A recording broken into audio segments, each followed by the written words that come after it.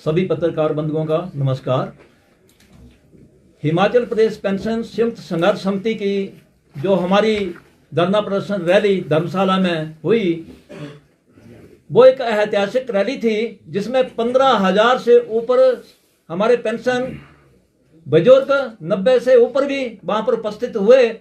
और वो धरना प्रदर्शन जो था वो इतना बड़ा था कि हिमाचल प्रदेश की सरकार को हिलना पड़ा। और माननीय मुख्यमंत्री महोदय ने जो हमारा धरना प्रदर्शन जो लाइव हो रहा था वो देखा, विधानसभा चली थी, और जिस तरीके से हमने फैसला लिया था कि अगर हमारी या पेंशनों की मांगों को नहीं माना जाता है तो हिमाचल प्रदेश के तमाम पेंशनर, हमारे जो 18 संगठन हैं 12 जिलों के, वो इकट्ठा होकर के धरना प्रदर्शन करेंगे और विधानसभा का घेराव करेंगे। उसी कड़ी को आगे करते हुए हमारे 15,000 से ज़्यादा पेंशन जो थे वो पहले पुलिस ग्राउंड में इकट्ठे हुए, और पुलिस ग्राउंड के बाद जब तालाबंदी कर दी पुलिस ग्राउंड की कि बाहर कोई नहीं निकलेगा, तो वहां पर ताले तोड़े गए और जोर जबरदस्ती से हमारे पेंशन जो थे वो जरावर स्टेडियम विधानसभा के पास पहुंचे और वहां पर भी अपना धरना प्रदर्शन जारी रखा। और 1 घंटे के जब हमारा 1 घंटा हो गया तो वहां से एक गाड़ी जो थी नेता प्रतिपक्ष श्री जयराम ठाकुर जी, जिसमें 4 एमएलए जो थे भारतीय जनता पार्टी के बैठे थे, उस गाड़ी का घेराव किया गया। उन नेताओं का भी घेराव जो था हमारे संगठन ने किया और वहां पर उनको 1 घंटा रुकने के बाद उनको फिर पैदल चलने की हमने इजाजत दी कि आपने जाना है तो पैदल यहां से विधानसभा की ओर कूच करिए, बल्कि आपकी गाड़ी को नहीं जाने दिया जाएगा। यह मैसेज जब माननीय मुख्यमंत्री महोदय को पहुंचा तो उन्होंने अपना रूट जो था गाड़ी का बदला और वो बाई अदर रास्ते से वो विधानसभा में पहुंचे और विधानसभा में जाकर के उन्होंने हमारे संगठन के प्रतिनिधियां जितने भी थे इंक्लूडिंग माई सेल्फ विधानसभा में बातचीत करने के लिए बुलाया गया। और हमारे 45 जो भिन्न भिन्न संगठनों के नेता थे, हम विधानसभा में गए और माननीय मुख्यमंत्री महोदय से जाकर के वार्तालाप करी और करीब करीब पौना घंटा वार्तालाप होने पर माननीय मुख्यमंत्री महोदय जी ने स्पष्ट कहा कि सरकार जो है प्रदेश की वो वित्तीय संकट से गुजर रही है और प्रदेश की सरकार के पास अभी 3-4 महीने कुछ भी देने के लिए नहीं है।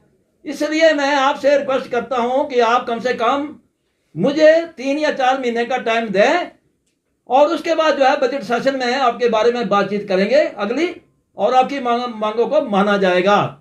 लेकिन हमारी जिद के मुताबिक जब हम नहीं माने, हमने कहा सर जेसीसी जो है पेंशनों की वो गठित होनी चाहिए और उस जेसीसी को 1 सप्ताह के अंदर अंदर जो है वो बुलाना चाहिए। लेकिन माननीय मुख्यमंत्री महोदय के आश्वासन पर यह विधानसभा का सत्र चला हुआ है और विधानसभा का सत्र जैसे ही समाप्त होता है उसके 1 हफ्ते के अंदर अंदर जो है वो जेसीसी की बैठक जो है वो बुलाई जाएगी।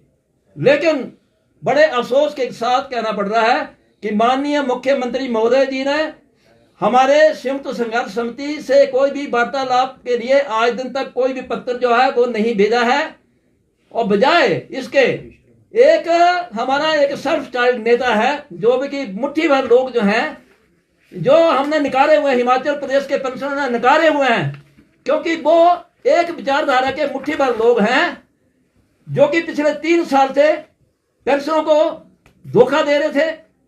और जब वो Himachal Pradesh pension welfare association के प्रदेशाध्यक्ष थे, जब 27/3/2022 को उनका चुनाव हुआ उसमें वो इलेक्ट हुए और उसमें मैं सीनियर वाइस प्रेसिडेंट था, तो 3 साल के बाद भी वो चुनाव कराने के मूड में नहीं थे।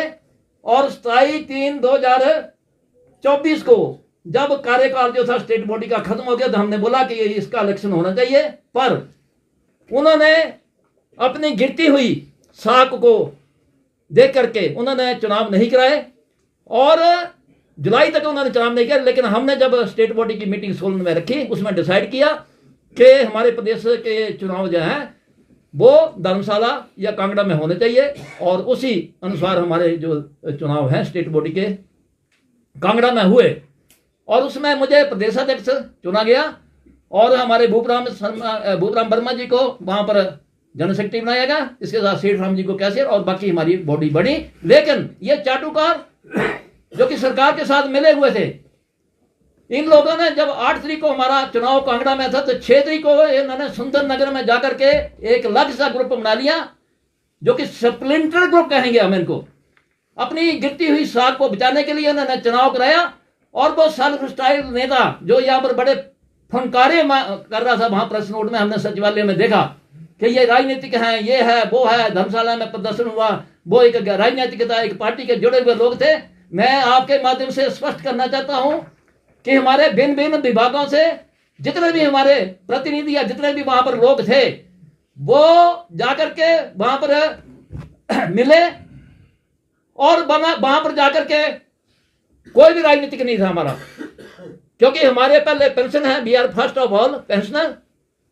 उसके बाद जो है हम राजनीति से जुड़े हुए हैं। हमारे पेंशन जो भी हैं वो किसी ना किसी पार्टी से जरूर जुड़े होंगे, हम उनको इनकार नहीं करते। लेकिन जब भी हम पेंशन के मंच पर आते हैं तो पेंशन की बात करते हैं, और पेंशनों की लड़ाई जो है वो हमारा ज्वाइंट एक्शन कमेटी जो है वो लड़ रही है।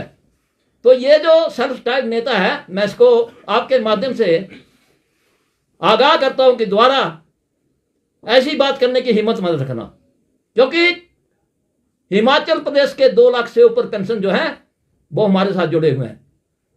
आप मुट्ठी भर लोग राजनीति करके एक पार्टी से, मुट्ठी भर लोग जो हैं जो अपने निजी हित के लिए माननीय मुख्यमंत्री महोदय से मिले हैं, हम इस बात के लिए आपकी कड़ी निंदा करते हैं, क्योंकि 3 साल पिछड़े रहे हैं, इसमें इन्होंने कोई भी काम नहीं किया है। और काम नहीं किया है तो उसके बाद जो है हमारे पेंशन जो है उनसे नाराज हो गए। और आज हम ये लड़ाई जो है वो लड़ रहे हैं पूरे हिमाचल प्रदेश में पेंशनों की। हम माननीय मुख्यमंत्री महोदय से ये भी निवेदन करते हैं, अभी भी पुनः निवेदन करते हैं कि माननीय मुख्यमंत्री महोदय, आप पेंशनों के धैर्य की परीक्षा मत लीजिए। ये जितने भी हमारे पेंशन है हिमाचल प्रदेश ने, इनको प्रदेश को बनाने के लिए अपना जीवन जो है वो कुर्बान किया है। और आज जब हम कुछ मांग रहे हैं, हम मांग नहीं रहे प्रदेश की सरकार से, कुछ नहीं मांग रहे कि हमें हमारी पेंशन बढ़ा दो। स्पष्ट कर देता हूं, हमारे जो अधिकार हैं, हम उन अधिकारों को जो हमने अर्जित किए हैं अपनी सर्विस में, हम उन अधिकारों को लेने के लिए लड़ाई लड़ रहे हैं। तो मैं उस स्वयंभू नेता को यह कहना चाहता हूं कि आप पेंशनों को बेवकूफ मत बनाइए।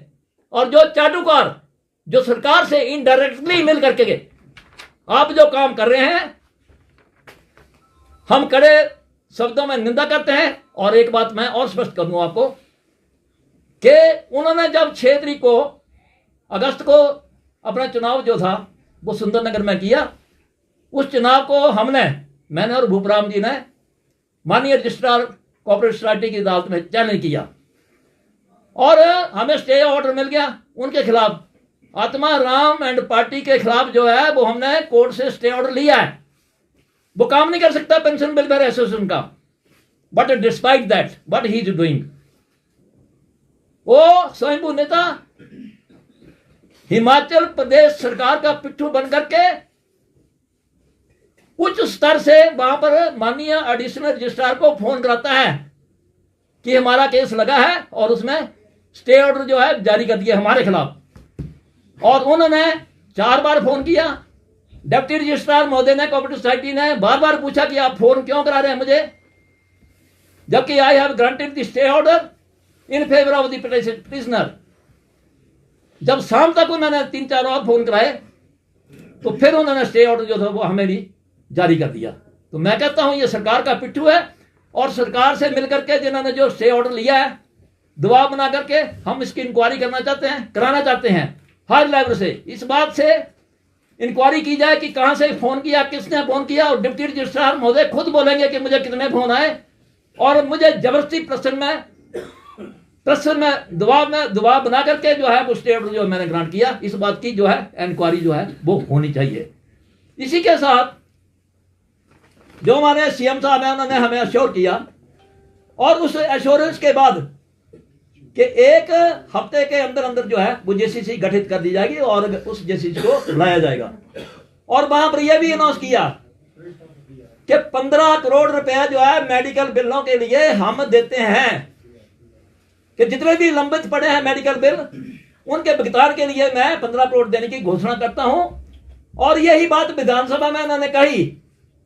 आज ये जो स्वयंभू नेता जो वहां पर प्रेस कॉन्फ्रेंस के खड़े थे वहां पर, वो माननीय मुख्यमंत्री महोदय फिर बोले कि आप 15 करोड़ जो है मैंने दे दिया, और ये जो है ये जितने भी लंबित पड़े हैं मेडिकल बिल, इसकी क्लियरेंस हो जानी चाहिए। तो मैं अभी इस मंच से फिर कहता हूं माननीय मुख्यमंत्री महोदय, आप जो कह रहे हैं कि ट्रेजरी में बिल भेज दीजिए, ट्रेजरी में बिल ऐसे नहीं भेजे जाते direct. First of all you will have to make the allocation to all the head of the department regarding budget. जब वो बजट जो एलोकेट होगा, वो डिपार्टमेंट जो है जितने भी पेंडिंग या लंबित बिल हैं वो जाके ट्रेजरी जाएंगे। मैं आपका पिछले कल का इंस्टांस बताता हूं कि ट्रेजरी जो है वो जीरो है, शुद्ध कोई पैसा ट्रेजरी में नहीं है। और किसी ने 5-7 बिल जो थे वो पिछले कल सबमिट किए ट्रेजरी में, ट्रेजरी अफसर ने वो जो है वो वापस कर दिए कि हमारे पास कोई पैसा नहीं है। तो मैं माननीय मुख्यमंत्री महोदय से ये फिर आपके माध्यम से कहना चाहता हूं कि 15 करोड़ से ज्यादा बिल जो है वो पिछले 5 साल से हमारे पेंशनों के लंबित पड़े हैं, जबकि हमारे 500-600 पेंशन जो है वो ग्रस्त थे भिन्न भिन्न रोगों से, और वो उनकी बेचारे उसके अकस्मात जो है वो मृत्यु भी हो गई, हार्ट से हो गई, कुछ चादर से हो गई। तो आप कृपा करके ये 15 करोड़ की बात जो कर रहे हैं धरातल पर लाइए, धरातल पर जब आएगा तभी हम आपका धन्यवाद करेंगे। और ये चाटुकार जो बार बार कह रहे हैं, अंदर जाकर के मुख्यमंत्री के नारे लगा रहे थे जिंदाबाद जिंदाबाद, हम कड़े शब्दों से उस स्वयंभू नेता और उनके साथ जितने भी उसकी पार्टी थी उसका स्ट्रांगली कंडेम करते हैं कि वो आप जो नारेबाजी कर रहे थे वो गलत थी, और आप सरासर जो थे वो पेंशन से धोखा कर रहे थे। जेसीसी का ना करना, अब हमारे पेंशनों में ज्यादा रोष बढ़ गया है।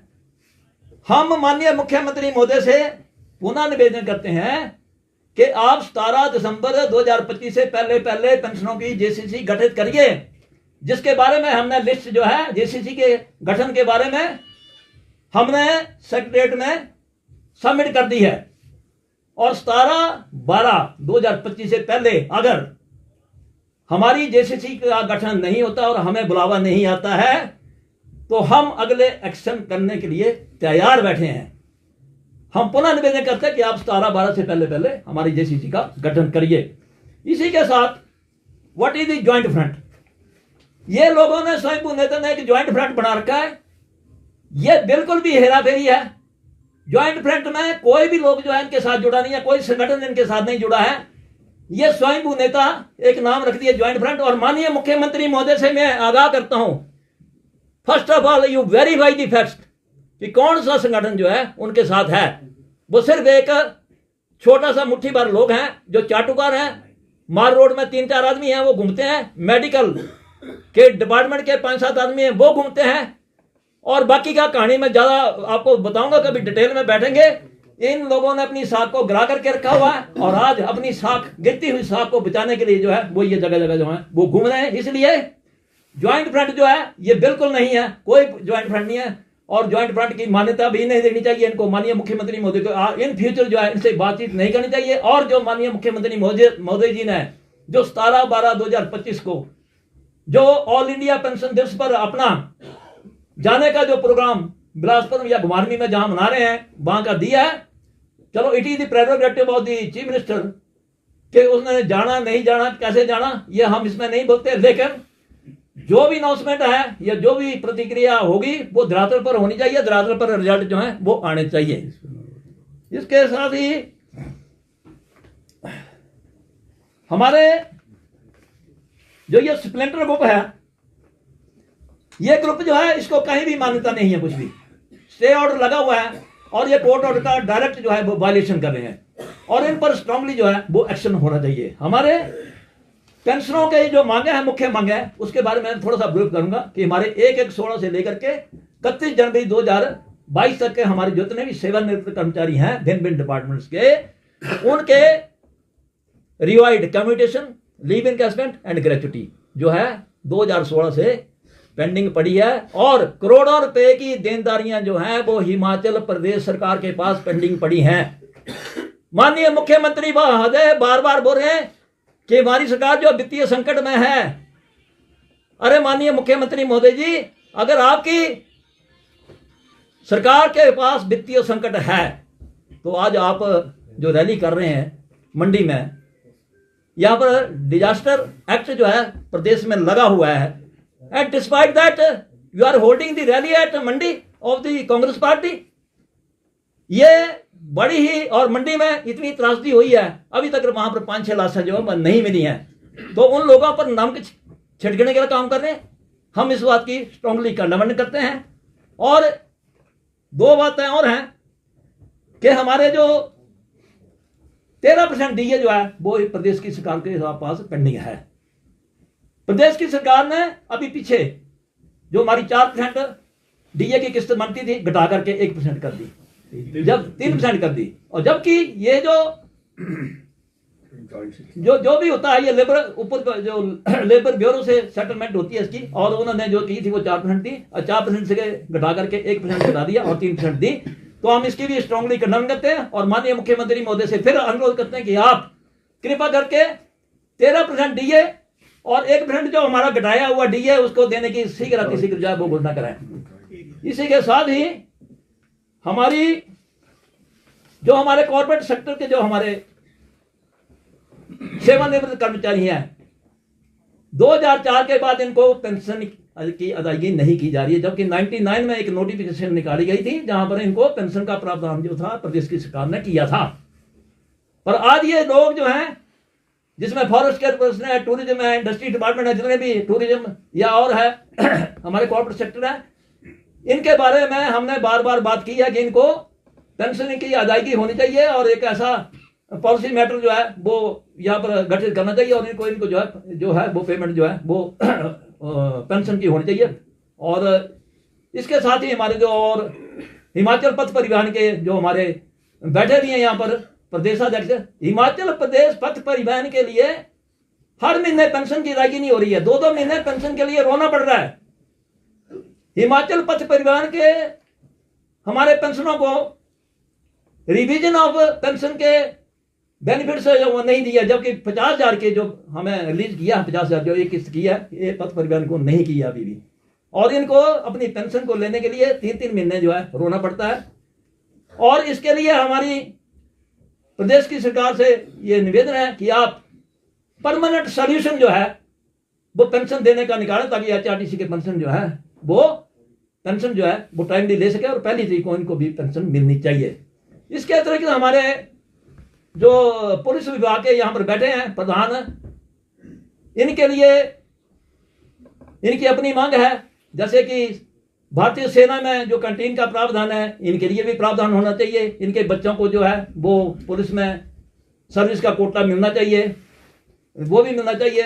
शहरी निकाय और शहरी निकाय के हमारे जो नगर निगम के यहाँ पर बैठे हैं, नगर निकाय के जो हमारे पेंशन है उनको 2016 के पे स्केल के हिसाब से ही पेंशन दी जा रही है, 2006 से, जबकि इनको 2016 के रिवीजन ऑफ पेंशन जो है 2016 के स्केल से देनी चाहिए। तो हमारा ये भी एक डिमांड में है। बाकी मांगे तो बहुत सारी हैं, अगर मैं इनको डिस्कस करूंगा तो टाइम लगेगा, लेकिन मैं इतना कहूंगा कि माननीय मुख्यमंत्री महोदय, हमारा स्पष्ट कहना है कि आपने जो हमारे साथ कमिटमेंट की थी कि JCC की बैठक जो है 1 हफ्ते में बुलाएंगे, वो आपने नहीं बुलाई, आप अपने वायदे से बाहर चले गए। हम फिर भी आपको 17-12 तक हम विनम्र प्रार्थना करते हैं और इंतजार करते हैं कि अगर आप 17-12 से पहले हमें बातचीत के लिए बुलाते हैं और वहां पर हमारी सेटलमेंट ऑफ डिमांड के बारे में आप निर्णय लेते हैं, तो आपका धन्यवाद करेंगे, आपके जिंदाबाद के नारे भी लगाएंगे। लेकिन अगर आप हमें बुलाते भी नहीं हैं और हमारी मांगों को मानते भी नहीं हैं, तो फिर हम एक ऐसा उग्र प्रदर्शन करने जा रहे हैं जिसके बारे में इंटरनली हमने फैसला कर लिया है कि हम 17-12-2025 के बाद हमारे पेंशनों का उग्र प्रदर्शन जो है वो सचिवालय में होगा। पहले सचिवालय का घेराव करेंगे और उसके बाद अगला एक्शन जो है विधानसभा तक होगा। जब तक विधानसभा का बजट सत्र जो है नहीं लगता है, हमारा ये कंटिन्यूस प्रोसेस जो है, एक्शन जो है वो चलता रहेगा। और इसी के साथ हमारी ज्वाइंट एक्शन कमेटी की बैठक जो है वो भी शीघ्र अतिशीघ्र 17/12/2025 के बाद बुलाई जाएगी। उसमें जो डेट और बाकी जो है वो उसमें तय किया जाए, कब होगा कैसे होगा इसके बारे में जो है वो फैसला जो है हम लेंगे।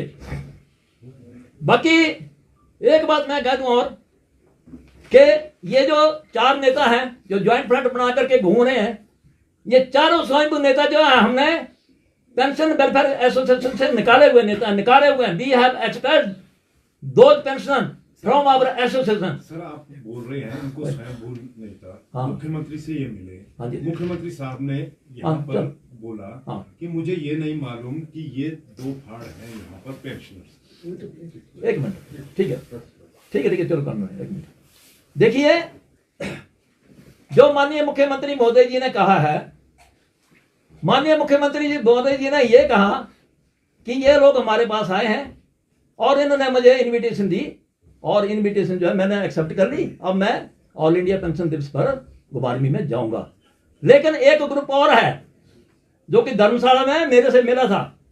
अब ये बात माननीय मुख्यमंत्री महोदय को कहना क्यों पड़ी, जबकि हमारा 45 मेंबर डेपुटेशन जो था वो विधानसभा धर्मशाला में मिला और वहां पर 1 घंटा बातचीत हुई और बातचीत भी इस तरीके से हुई कि वहां पर मानना पड़ा मुख्यमंत्री महोदय की जेसीसी का गठन जो है वो 1 हफ्ते के बाद किया जाएगा।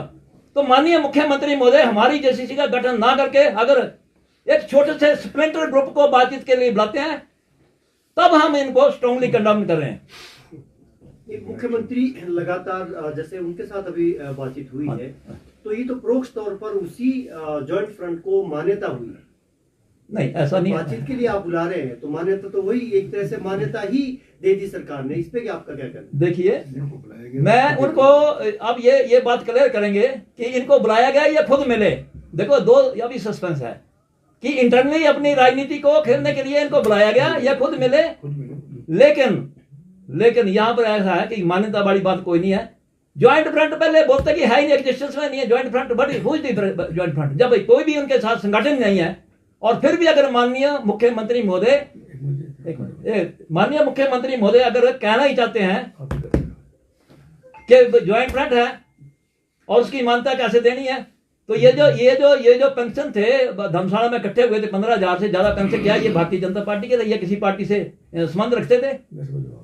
तो दूसरा संगठन तो ये कहता है कि विशेष विचारधारा के लोग आप लोग जुड़े, ऐसा उनका कहना था। और असली संगठन तो हुआ है। अब असली और नकली की लड़ाई में जो पेंशनर है वो तो फिर उनके मुद्दे तो हाशिए पे चल रहे हैं, आप लोग तो आपस में लड़ रहे हैं अभी दोनों ही। राजनीति ऐसे है कि हमने ना राजनीति पहले की ना भी करेंगे। ये लोग जो स्वयंभू नेता है, इसने पहले भी 3 साल पहले भी ये राजनीति करता रहा और जब ये पेंशन वेलफेयर एसोसिएशन का नेता था, जब हमने 3 एजिटेशन किए, तब ये लोगों को बोलता था, हमारे पेंशनरों को बोलता कि आपने सरकार के खिलाफ नारे नहीं लगाने हैं। ये सरकार का पिट्ठू था और सरकार ने इंडायरेक्टली जो था गठजोड़ करके केस को रखा था। अदरवाइज तो हमारी डिमांड जो था पहले एक्सेप्ट हो जाती। आज ये अपने फायदे लेने के लिए ये जो एक ज्वाइंट फ्रंट बना लिया, और ज्वाइंट फ्रंट की अगर मान्यता आप जैसे कह रहे हैं कि देते हैं तो हम मुंह तोड़ जवाब देंगे। अगर ऐसी बात होती है तो हम सचिवालय का भी घेराव करेंगे और वैसे भी हम बाकी का घेराव करेंगे। एक मिनट सर, इसमें मैं थोड़ा क्लियर कर दूं। पहले जैसे आपने प्रश्न किया कि इनको मान्यता दी, आपने देखा होगा जब मुख्यमंत्री ने बाहर आके प्रेस में बयान दिया तो उन्होंने ये कहा कि आत्माराम जी के नेतृत्व में मेरे से एक प्रतिनिधि मंडल मिला। तो ये बड़ी स्पष्ट बात है कि सरकार ने तो नहीं इनको बुलाया, सरकार ने नहीं बुलाया। मुख्यमंत्री से तो रोज डेपुटेशन मिलते हैं, एक बात। दूसरे जो हमारा ये 28 का कार्यक्रम यहाँ पे नवंबर में धर्मशाला में धरना हुआ, इसको लेकर के इन लोगों ने बयान दिए कि ये राजनीतिक से प्रेरित है और इसमें राजनीति की गई। तो मैं बड़ा स्पष्ट करना चाहता हूँ, जैसे अध्यक्ष जी ने भी कहा कि हमने कोई भी राजनीति नहीं की, विचारधारा सबकी अलग अलग हो सकती है। अब ये जो मुख्यमंत्री जी से मिले, आप काफ़ी लोग प्रेस के वहाँ भी होंगे, मैं आपके ध्यान में कुछ फ़ोटो लेके आया हूँ जो कल परसों ऑन रिकॉर्ड हुई है। ये जो तथाकथित स्वयंभू संगठन बना है, इसके पीछे मैं आपके माध्यम से सीधा आरोप लगा रहा हूं सरकार के ऊपर कि इसमें सरकार का हस्तक्षेप है। जब ये सरकार हिल गई तो इसने सोचा कि किस तरह से सरकार ने इनके बीच में फ्रैक्शन डाली जाए, इनको तोड़ा जाए। ये हमारा राजनीतिक फ्रंट नहीं है। आपने देखा, ये मैंने फोटो ली कि जिस दिन इनकी मीटिंग हुई इसमें मिस्टर KL कौंडल हैं जो इनके उप प्रधान है स्टेट के, बिलासपुर से बिलोंग करते हैं। ये डेपुटेशन लेकर के वहां जाते हैं मंत्री जी के पास, जो मंत्री जी हमारे अपने धर्मानी धर्मानी जी के पास। जी, ये फोटो आप देखिए, धर्मानी जी से और पोस्ट डाल रहे हैं कि मंत्री से जो है विस्तृत चर्चा की जा रही है। आप बताइए कि अगर जो पेंशनर डे मनाया जा रहा है वो मंत्री ने करना है, और उसके बाद 2 घंटे के बाद जाकर के जो पूर्व में मंत्री रहे रामलाल ठाकुर, एक मिनट, उसमें स्थापना दिवस पे हाँ जी, सीएम ने भी न्योता स्वीकार किया नहीं है, किया, सीएम भी जा रहे हैं, नहीं वो जाएंगे, क्या क्या समझा जाए इसकी, सीएम तो उनके साथ है, सरकार तो उनके साथ भाई है। वही आपके आंदोलन में फूट डाल रहे हाँ, हैं एक मिनट, मैं इसको क्लियर करना चाह रहा हूँ। आप देखिए, एक घटना ये हुई, उसी के बाद कल शाम को परसों 7 बजे नमोल में जो पूर्व में मंत्री रहे ठाकुर रामलाल जी, वो पेंशनों की बैठक ले रहे हैं। मैं आपको बड़ा स्पष्ट कर देना चाहता हूं कि पूरे प्रदेश में, मैं आपके माध्यम से चुनौती दे रहा हूं उनको कि 300 की संख्या भी ये पूरे प्रदेश में बता दें, हम इनको लीडर मान लेंगे। इनके पास संख्या नहीं है। संख्या कहां से? ये राजनीति हो रही है, ड्यूटी लगाई गई है पूर्व मंत्री को और विधायकों की कि वहां जाकर के क्या करेंगे, जो इंटेक के लोग हैं उनसे भीड़ जुटाएंगे। और मैं आपके माध्यम से इनसे ये भी कहना चाहता हूं, आप लोग देखें, वहां जाकर के पता लग जाएगा कितने लोग वहां पे हैं। इनके पास संख्या नहीं है, संख्या बल वहां करना चाह रहे हैं, अपने ये इसको दिखाना चाह रहे हैं कि हमारे साथ लोग हैं। तो हमारा जो कार्यक्रम आपके बीच में है, हमने पहले भी कहा, आज भी कह रहे हैं, हम कोई राजनीति नहीं कर रहे हैं, डिमांड को लेकर के हम चल रहे हैं। लोग हमारे साथ हैं, ये लोग बौखला गए हैं। अभी कार्यक्रम जो हुआ उससे सरकार हिली है, और आगे वाला जैसे अभी हमारी अगली बैठक होगी उसमें सख्त निर्णय लिया जाएगा। अभी तो हम 10,000 की संख्या में थे, अगली बार हमारी जो परिवार जो है, हमारे रिश्तेदार जो हैं, और सारे लेकर के 25 से 30,000 हम शिमला में जाम करेंगे। हम अपने कोई इनसे भीख नहीं मांग रहे हैं, ये हमारे राइट है, सरकार दे नहीं रही है। सरकार ने कहा, और बड़ी अजीब बात है कि इनके मंत्री नेगी जी कह रहे हैं कि 8 करोड़ खर्च होना, उससे क्या कितनी की हम सहायता करेंगे। हमने आह्वान किया था, पहले भी मैंने प्रेस में कहा कि अगर सरकार हितैषी है कर्मचारियों की, पेंशनों की, तो ये तो आंकड़ा इन्होंने 8 करोड़ बताया, आज सारी बसें बुक हैं। इसका मैं आपके माध्यम से ये कहना चाहता हूं,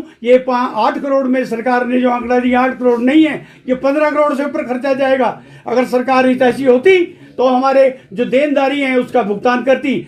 डिजास्टर लगा हुआ है, उसके बाद अपनी कार्यक्रम कर रहे हैं, हमें कोई आपत्ति नहीं है, वो करें, लेकिन जो हमारे राइट्स हैं, जो हमारे अधिकार हैं, वो हमसे छीने जा रहे हैं। इसको हम किसी हालत में छीनने नहीं देंगे। और मैं मुख्यमंत्री जी भी अपील करता हूं कि अगर आपने हमसे इस तरह की कोई बात की, हमें फूट डालने की कोशिश की, तो ये दिन दूर नहीं है, पूरे प्रदेश को जो है, और अगले वाले हम तो ये भी कर रहे हैं कि जब इतनी प्रदेश में वित्तीय स्थिति संकट आ गया है, तो हम निकट भविष्य में जो है महामहिम राज्यपाल से मिलकर ये अपील करेंगे कि प्रदेश में जो है वित्तीय संकट खड़ा हो गया है, यहाँ पे प्रेसिडेंट रूल लगा लिया जाए, 2 साल में स्थिति जो है पटड़ी पे आ जाएगी।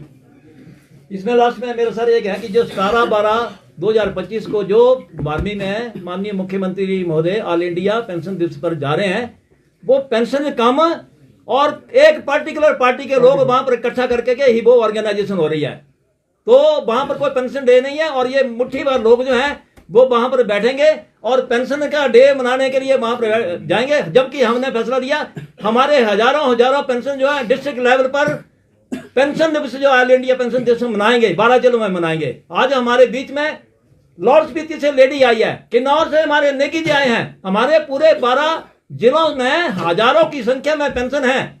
और ये ज्वाइंट फ्रंट जो हमारा बना है, ये एक मजबूत संगठन है। अगर माननीय मुख्यमंत्री महोदय कोई ऐसा निर्णय लेते हैं तो आने वाले समय में वैसा ही इनका हाल होगा जैसे पूर्व मुख्यमंत्री का हुआ या पिछली सरकार का हुआ, तो इस सरकार का भी वैसा हाल होगा आने वाले समय में। हम यही कहना चाहते हैं। 17 तारीख को सर आप विरोध स्वरूप भी कुछ करेंगे कि खाली पेंशन डे मनाएंगे उस दिन? देखिए, इसके बारे में हम कुछ आदमी जो है हमारे जिलों में ऑलरेडी वो फैसला ले चुके हैं और अभी हम ले रहे हैं। इसके बाद हमारी मीटिंग होने जा रही है, इसके बारे में जो भी फैसला होगा हम आपको बता देंगे। और ज्वाइंट फ्रंट को लेकर जो आत्माराम जी ने बोला है कि मुख्यमंत्री ने मुझे आश्वासन दिया है कि मार्च में जो है जो जेसीसी आपकी बननी है वो मार्च में बना दी जाएगी, तो उस पर आपका देखिए, जो उन्होंने कहा है, स्वयंभू नेता ने कहा है, वो खुद ही क्लैरिफाई कर रहे हैं कि पहले तो बात ये बोल रहे हैं, वो गवर्नमेंट की भाषा बोल रहे हैं कि पेंशनों की जेसीसी जो है तभी बनाई जाती है जब पहले